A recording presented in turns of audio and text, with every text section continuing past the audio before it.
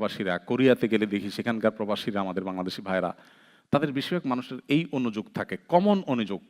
সেটা হলো, ভাই না মারে খুশি করতে পারছি, না বউরে খুশি করতে পারছি। বউর কাছে আসলে বকা শোনা লাগে, আবার মায়ের কাছে গেলেও বকা খাওয়া লাগে। তো এক্ষেত্রে মানুষ যেটা করে, অনেক লোক আছে বোকামি করে। বোকামি কি? বউর কাছে এসে বউরে বকা দেয়, এই তুমি আমার মায়ের কদর বুঝো না, তোমার কাছে মায়ের মূল্য নাই, তোমার মায়ের যেরকম মর্যাদা আমার মায়ের মর্যাদা, তুমি মা নিয়ে একটা খারাপ কথা বলবা না। ঝগড়া করে।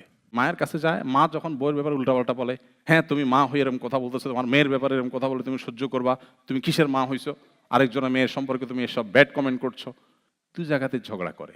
এটার নাম দিছি আমি বোকা পুরুষ। তাহলে চালাক পুরুষকে? চালাক পুরুষ হলো একটু বেকুব সাজা। সব জায়গায় চালাকি চলে না। ফ্যামিলি লাইফে সুখী হওয়ার জন্য সেই পুরুষের চাইতে বুদ্ধিমান পুরুষ আর দ্বিতীয় জন নাই, যেই পুরুষ একটু বেকুব বেকুব সাজে। কিভাবে সেটা? বউর কাছে যাওয়ার পর বউ যখন বলবে, আসো আজকে তুমি বসো, রাখো তোমার ব্যাগ, খানা দানা পরে আগে শোনো তোমার মা কি বলছে, কি করছে তোমার মা, এটা বলতে পারে? তোমার ছোট ভাই এটা বলতে পারে, তোমার বোন আমাকে এটা বলতে পারে, বলো। তখন যদি আপনি বলেন যে কি হয়েছে বলছে, তুমি ধৈর্য ধারণ করো, তখন তো যুদ্ধ লেগে যাবে। আপনি তখন বলবেন, ওহ স্যাড, ভেরি ব্যাড, আমার মা এটা বলছে, ইস, কলিজাটা আমার ছিঁড়ে গেল, আমি আর নিতে পারছি না।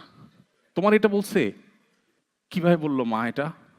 আরে দেখো, কোরআন হাদিস মাকে সম্মান করতে বলছে, উফ বলা যাবে না মায়ের সামনে, এটা যদি না থাকতো তাহলে আজকে আমি দেখে নিতাম, কিন্তু দেখো আমি তো পারছি না, এই জন্য মা, ইস, অন্য কেউ হইতে আজকে আমি হাতা গোছায় ফেলছিলাম, তোমার এইটা বললো। আসলে বলছে কিনা সেটা আপনার দেখারও দরকার নেই। জাস্ট আপনি এই কাজটা যদি করেন, দেখবেন স্ত্রীর রাগ একদম আকাশ থেকে পাতালে ধাপ করে নেমে যাবে। সে অর্ধেক স্যাটিসফাইড হয়ে যাবে যে আমার স্বামী আমার ইস্যুটাকে অন্তত সিরিয়াসলি নিয়েছেন। এবার দ্বিতীয় ধাপে এসে আপনার যেটা করতে হবে সেটা হলো আরেকটু ধৈর্য ধারণ করতে হবে। কারণ স্ত্রী তখন মনে করবে যে আমার স্বামীটা একটু বোকা শোকা, এই জন্য কিছু করতে পারে না, আমার ভালোবাসে ঠিকই, আমার জন্য সে সিরিয়াস, বাট সে কিছু করতে পারছে না, বেকুব এবং কাপুরুষ বেটা।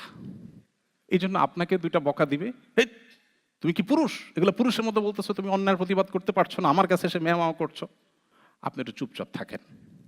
সে আপনাকে মনে করবে বেচারা মাজুর, অপারক, আহারে, কিন্তু তার সিরিয়াসনেসের ঘাটতি নাই। সেম এবার মায়ের কাছে আসেন, মার কাছে যাওয়ার পরে মা যখন বলবে, এই এদিকে আয়, তোর বউ কি বলছে শুনছস, তুই এই বউ নিয়ে ঘর করস, তুই তুই আমার ছেলে হয়ে কেমনে এগুলো সহ্য করস। মায়ের কাছে যায় বলেন, মা শরীয়তে যদি বউ পিডানো জায়েজ হইতো তো আজকে আমি হাতা গোছাইছিলাম মা, বাট আমার রাসূল নিষেধ করেছেন, তিনি কখনো কোনো নারীর গায়ে হাত তোলেন নাই, পরের মেয়ে, আমি তো পাগল হয়ে যাচ্ছি মা, কি করবো এগুলো, কিভাবে সম্ভব এগুলো। সেম এখানে অ্যাক্টিং আপনি যদি করেন, আপনার মাও আপনাকে বলবে কি আমার পোলাটা একটু সোজা সরল আসলে, কিন্তু আমার মহব্বতে কোনো কমতি নাই। আপনি দেখবেন দুইজনের কাছে বোকা সাজলেন, কিন্তু দুইজনের কাছে আপনি সেফ থাকবেন। এখন মুশকিল হলো মহিলারা শুনে গেছে, বাসায় যায় এই অ্যাক্টিং করে কোনো লাভ হবে না, বাসায় গিয়ে এই অ্যাক্টিং করবেন, ধরা খাবেন। আমি একটা পলিসি শিখিয়ে দিছি, ওইটাই হুবহু অ্যাপ্লাই করতে হবে, নট লাইক দ্যাট। আপনি দু একটা আবিষ্কার করেন, আপনি এটা অ্যাপ্লাই করতে গেলে তো বলবেন, ও চান্দু ওই মৌলভী সাহেব শিখে দিছি ওইটা করছো না, সো ওইটা আপনি অ্যাপ্লাই করতে যাবেন না, কিন্তু আপনাকে বের করতে হবে। ফ্যামিলিগত ইস্যুতে অনেকে আছেন যে খুব বুদ্ধিদীপ্ত ডিসিশন নিতে পারেন এবং ধরা খান। সৌদি আরবের একজন স্কলার আছেন ডক্টর আইজ আল কারনি, আপনারা অনেকে নাম শুনেছেন, খুব জনপ্রিয়। তার একটা বক্তব্যে তিনি বলেছেন যে আমি একটা ইউনিভার্সিটিতে একটা প্রোগ্রামে, এখন ছেলে মেয়ের মধ্যে, স্বামী স্ত্রীর মধ্যে বন্ডিং সেরকম ভালোবাসা নাই, বোঝাপড়া নাই, আগের মতো ধ্বংস হয়ে যাচ্ছে, গোটা মানব সভ্যতাই ধ্বংসের দিকে যাচ্ছে। তিনি বলেন যে আমি একটা বুদ্ধি দিলাম। অনেক দিন পরে ওইরকম একটা অনুষ্ঠানে আমরা জিজ্ঞেস করলাম, আমার এই বুদ্ধিটাকে অ্যাপ্লাই করেছেন কিনা। একজন বলল আমি করেছি, খুব ভালো ফল পেয়েছি। বুদ্ধিটা কি? উনি বললেন যে বাসায় ঢোকার পর লাইটের সুইচ বন্ধ করে দিবেন এবং ওয়াইফকে বলবেন যে দেখো, লাইট একসাথে দুইটা থাকার কোনো মানে নাই, তুমি থাকতে আবার এখানে লাইট জ্বলবে, অপচয় কেন করব, এটিতে যথেষ্ট। শরবত বানায় নিয়ে আসলে বলবেন খবরদার চিনি দিও না। কেন, কবে থেকে সুগার খাওয়া ছাড়ছো? না সুগার খাওয়া ছাড়ি নাই, তুমি আঙ্গুলটা চুয়াই দাও একটু, দ্যাটস এনাফ। এটা চিনির চাইতে বেশি মিষ্টি হয়ে যাবে ইনশাল্লাহ আমার কাছে। তুমি বলেন যে দেখেন, স্ত্রীর সাথে এই টাইপের আলাপ জায়েজ আছে। হাদিসে শুনছেন না আপনারা, বউয়ের সাথে মিথ্যা বলা জায়েজ? এর মানে এই না যে আপনি বাজার থেকে $20 দিয়ে মাছ এনে বলবেন আমি $5 দিয়ে কিনছি। বেশিরভাগ মহিলারা, আমাদের দেশে মহিলাদের কথা বলছি, টেন্ডেন্সি হলো জামাইয়ে কেনাকাটা করে যদি ধরা খায়, তো ধরা খায়া বেচারা যদ্দুর কষ্ট পায়, বউয়ের বকা খায় তার চেয়ে বেশি কষ্ট পায়। কারণ বউ তারা গোষ্ঠী উদ্ধার করে যে একটা জিনিস পর্যন্ত কিনা শিখে নেয় তোমার মা, এটার দাম এত। তো এখন যদি আপনি সেখানে মিথ্যা কথা বলেন, এটা শাড়ি আইনা বলেন এটা এত টাকা নিছে, আসলে অত টাকা নেয় নাই, আপনি ট্যাগ তুলে ফেলছেন, কোনোভাবে যদি ধরা পড়েন তাহলে কোনো রক্ষা আছে?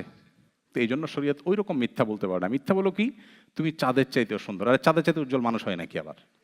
কিন্তু এই কথাটা আপনি একটু বাড়ায় বললেন, এবং এটা কিন্তু আসলে অভিনয় না, ভেতর থেকে আসলে এটা ধারণ করা দরকার। দিন আমাদেরকে, আমাদের ইসলাম আমাদেরকে বলে যে আমাদের স্বামী স্ত্রী পরস্পর মধ্যে এরকম বোঝাপড়া হবে। দেখুন, আমি একটা কথা বলি, পশ্চিমা পৃথিবী আমাদের বাংলাদেশের বা সাবকন্টিনেন্টের মানুষের চাইতে জ্ঞানে, বিজ্ঞানে, তথ্যে, প্রযুক্তিতে, শিক্ষায়, অনেক ক্ষেত্রে গবেষণায় আমাদের চাইতে যদি তারা 50 বছর এগিয়ে থাকে, দাম্পত্য সুখের বেলায় আমরা ওদের চাইতে 100 বছর এগিয়ে আছি। সো আমাদের এই জিনিসটা ধরে রাখতে না পারলে আমাদের সুখের আর কোনো জায়গা থাকবে না।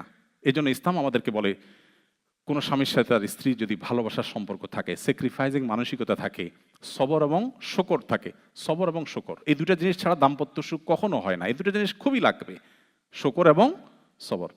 দেখবেন তাদের পারিবারিক জীবনটা জান্নাতি জীবন হয়ে যাবে। আর এই পৃথিবীতে পারিবারিকভাবে যে সুখী নয়, সে সুখী হতে পারে না কোনোভাবে। আর যে পারিবারিকভাবে সুখী, তার ব্যবসা বাণিজ্যের দিক থেকে যদি দুঃখেও থাকে, অন্য কোনো দিক থেকে যদি দুঃখেও থাকে, তো ওই লোক আসলেই সুখী। এই জন্য ইসলাম আমাদেরকে পরিবার বান্ধব হতে বলেছে। আমাদের নবী করিম সাল্লাল্লাহু আলাইহি ওয়াসাল্লাম ফ্যামিলিকে সময় দিতেন, অনেক বেশি সময় দিতেন। কিরকম সময় দিতেন? যুদ্ধের ময়দানে পর্যন্ত, রণাঙ্গনে পর্যন্ত স্ত্রী ছাড়া কোনো দিন যান নাই। তার জীবনে বছরের 10 দিন এতেকাফে থাকতেন, সে 10 দিন স্ত্রীর সঙ্গ পেতেন না। এর মধ্যেও কোনো কোনো হাদিস থেকে দেখা যায় কোনো কোনো উম্মুল মুমিনিন, কোনো কোনো স্ত্রী মসজিদে এসে নবীর সাথে দেখা করে কথা বলে যেতেন, এবং মসজিদ থেকে মাথাটা বের করে দিতেন। আয়েশা রাদিয়াল্লাহু তাআলা সহযোগিতা নিতেন, মাথার চুল লম্বা ছিল ধোয়ার ক্ষেত্রে। মানে এতটা স্ত্রীর সাথে কানেক্টেড ছিলেন তিনি। কিন্তু আমাদের আজকে সে সম্পর্ক নাই। আলহামদুলিল্লাহ, যারা যত বেশি দিনদার তারা স্ত্রীকে তত ভালোবাসেন, এবং যে নারী যত দিনদার তিনি তার স্বামীকেও ততটা ভালোবাসেন। আমাদের সম্পর্কগুলো শেষ হয়ে যাচ্ছে। প্লিজ উন্নত দেশগুলোর ভালো জিনিসগুলো গ্রহণ করুন। তাদের অনেক কিছু আছে ভালো, ডেফিনেটলি সেগুলো গ্রহণ করেন, কিন্তু তাদের কাছ থেকে এমন কিছু গ্রহণ করবেন না যেটা আপনার ধ্বংস ডেকে আনবে। সবকিছু অন্ধের মতো গ্রহণ করা এটা কোনো বুদ্ধিমানের কাজ হতে পারে না।